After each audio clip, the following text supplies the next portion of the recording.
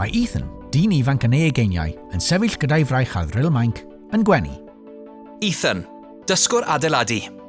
Dyma Ethan, dysgwr sy'n rhan o twf swyddi Cymru Plus. Mae Ethan yn defnyddio'r dril i weithio gyda ffren. Roedd Ethan bob amser yn gwybod ei fod eisiau gweithio ym maes adeiladu, ond y rhaglen hon wnaeth ei helpu i benderfynu mai gwaith coed oedd y llwybr gorau iddo. Mae'n defnyddio llif bwrdd i dorri boncif ac yna yn ei sandio. Rhwng y profiad ymarferol o ddydd i ddydd a lleoliad gwaith yn y diwydiant gyda Wales and West Utilities, dywedodd ei fod wedi dod i gysylltiad â chyfleoedd anhygoel sydd wedi bod o fydd i'w ddysgu a'i ddatblygiad. Mae person ifanc yn neuaidd gyda gwallt byr y sinsir yn gwenu gyda dol babi yn ei breichiau. Angel, dysgwr iechyd, gofal cymdeithasol a gofal plant. Dyma Angel.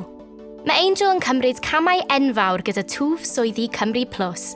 Pan wnaethon nhw orffen yr ysgol, roedd nhw ddim yn siŵr beth oedden nhw eisiau ei wneud nesaf. Ar ôl trealu ychydig o wahanol gyrsiau yn y coleg, fe wnaethon nhw benderfynu dewis y raglen hon i arbenigo mewn iechyd, gofal cymdeithasol a gofal plant. Mae Angel yn newid y cywyni ddol babi fel y mae'r hyfforddwr wedi dangos ac yn gwenu. Maen nhw wedi bod wrth ei bodd yn dysgu sgiliau newydd fel yr ochr emosiynol a meddylioli ofal, ac maen nhw'n dweud ei fod yn gam tuag at wella ei bywyd. Mae gŵr ifanc â gwallt melyn byr a sbectol yn gorffwys ei benliniau ar ddesg y cyfrifiadur. Kavan, dysgwr gwasanaethau busnes. Dyma Kavan.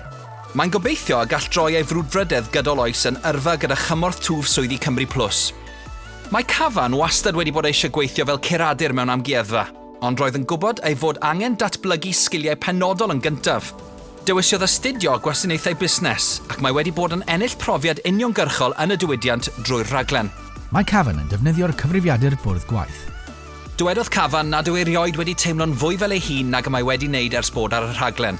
Gan eistedd wrth fwrdd hir gyda phobl ifanc eraill, mae Kavan yn gwenu.